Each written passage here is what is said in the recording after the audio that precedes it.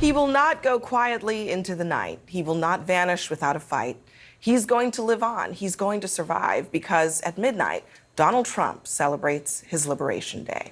Except, of course, unlike the speech on Independence Day, not everyone will be cheering. The president will officially expand his global trade wars from the Rose Garden tomorrow that have Americans and the markets on edge.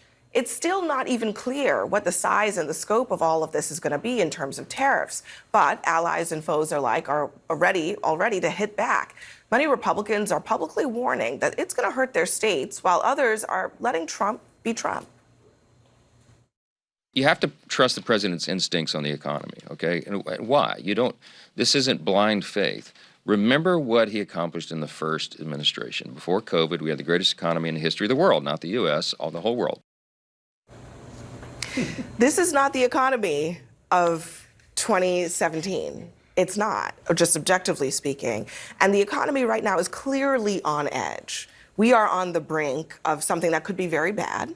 The risk of recession is going up. Donald Trump is playing with fire here tomorrow. I think tomorrow is a real good chance for him to lay out the rationale behind what he's doing on tariffs. I don't think anybody in America believes that we shouldn't have a level playing field and that where Europe tariffs our goods, we should try to get rid of those. The way you get rid of them is going after Europe with tariffs of our own. You've already seen Israel say they're not going to tariff any American products. You see India say they're considering it. That's the effect Donald Trump's trying to get. He's trying to cause foreign leaders to back off their tariffs on our products. I think if he lays that out tomorrow and say that's what the goal is. The goal is for us to break down the barriers to American products so we can dominate the world. I keep hearing you all say that, but Trump is not playing coy about this. He is not saying, oh, I want there to be no tariffs. He's saying, I want to go back to the time when we brought in revenue through tariffs. He's saying the exact opposite of what you're saying. I don't understand why we are trying to put his words through some kind of like washing machine and filter them into something else. Donald Trump needs him around him. But that's not that's first and foremost. Trump believes. That's my problem. That's my issue. But let's back up just a little bit. And first of all, we didn't have the strongest economy in the history of the world in 2017. That is just ahistorical, and I don't know what Mike Johnson's talking about. That's first. Second, tariffs are taxes. How was your 401k in 2019? It's still a baby. It's getting there, but now he's taking it all out again, so it doesn't matter. It's going back down in the wrong direction. Most Americans would be glad to go back to the 2019 economy. No, they don't. No, they don't. But the second thing is tariffs are taxes, and people understand that. The American public they're not stupid. They understand that tariffs are going to tax their everyday goods. And there are things like putting tariffs on Mexico or Canada. Like, take, for example, a car that's built by General Motors or Ford. Those are not wholly American-made cars. Those cars are made with goods from Mexico and Canada. And what's going to happen? The price of your F-150 is going to go up. The price of your General Motors vehicle is going to go up. That means people, the UAW, those workers who put their faith in Donald Trump, some of them unwisely, are going to be out of jobs. We're seeing that already. And so tomorrow is a huge faux pas. What people want, they want competency and consistency. You know what Donald Trump doesn't have? Competency or consistency. Well, now, what people want is to bring back American jobs here. They want manufacturing to come back to this country. They want American products to be treated fairly on the world stage. How do you do that? I mean, they don't think that Canadian lumber should be preferenced over American lumber. They want American lumber to have the same price. American dairy farmers ought to be able to sell their dairy products in Canada for the same price that Canadian dairy products sell for.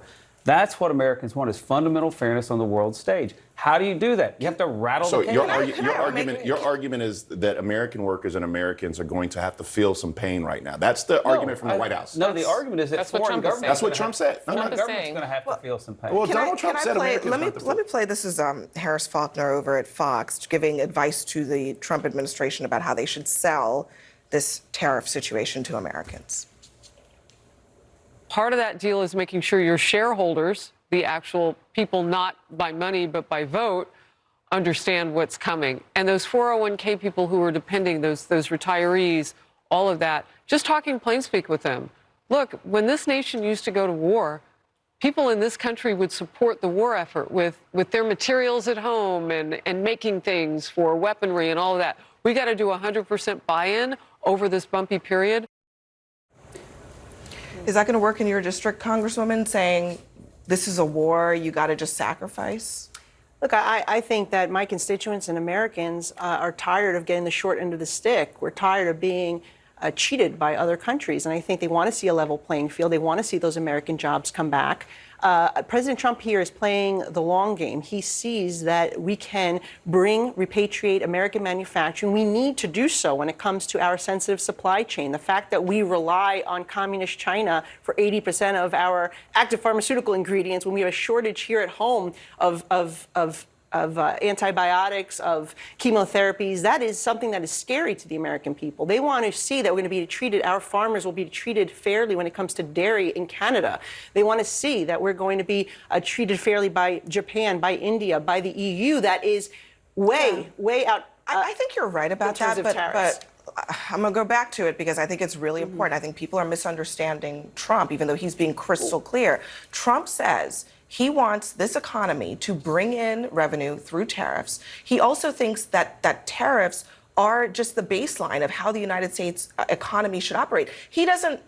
I don't think his end goal is to say everybody else drop the tariffs. He thinks that this is the way we should be doing business. Abby, he wants to bring in the money that is generated by the tariff taxes he's going to levy so that they can make room for paying for the tax breaks that they want to expand from the 2017 tax cuts for billionaires and millionaires and wealthy corporations. Like tipped workers, overtime workers. That's what this is about. Seniors on Social Security, those billionaires. No, but I think that's exactly right, though. But you're making the same point. He needs that revenue source. He needs the revenue to pay for those other things that cannot be paid short term. in other ways. First, you don't have to pay for letting Americans keep the money they earn. It's their money. You do. I mean, Brad, you do have to pay for it. It's their money. Has to come it's from their money. somewhere. Look, Democrats want to go into this midterm election selling that they think every American should pay more in taxes. I feel very good about that. Respectfully, that's where you call BS. And the reason being is because we are the party simply saying that you should not irrationally go out and put blanket tariffs on the people who help make our goods. We should not be in trade wars with our allies. That fundamentally makes no sense. Do you think we ought to try to get Europe to back down on their tariff rates?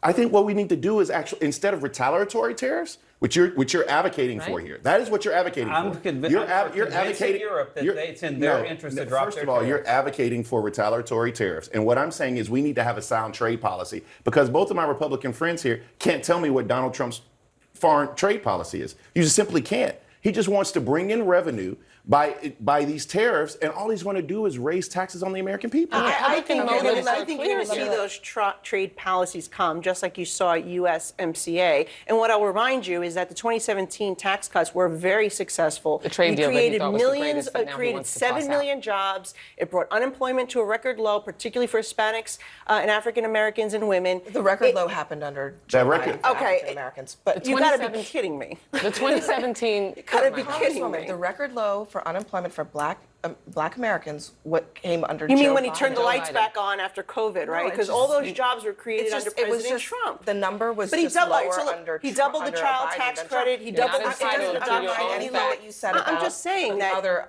statistics. It's just that on that one, it didn't happen under Trump. That's all I'm saying. Okay, if you're counting turning the lights on after COVID was over, that's a different story. Let's be clear. Tariffs are taxes. Thank you. We can start there. The 2017 tax cuts, totally unpaid for. I'm an appropriator. I understand that appropriations are spending. What Republicans and Trump don't understand or don't want people to realize is that unpaid for tax cuts for billionaires and millionaires and wealthy corporations cost us revenue.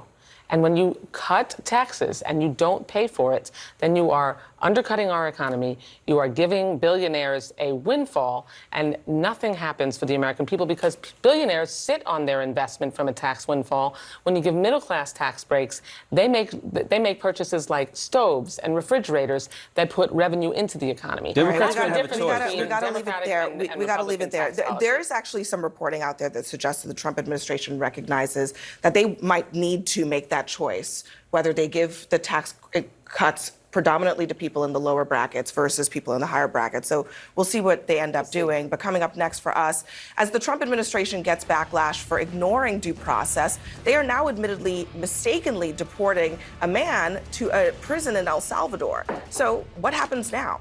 We'll debate.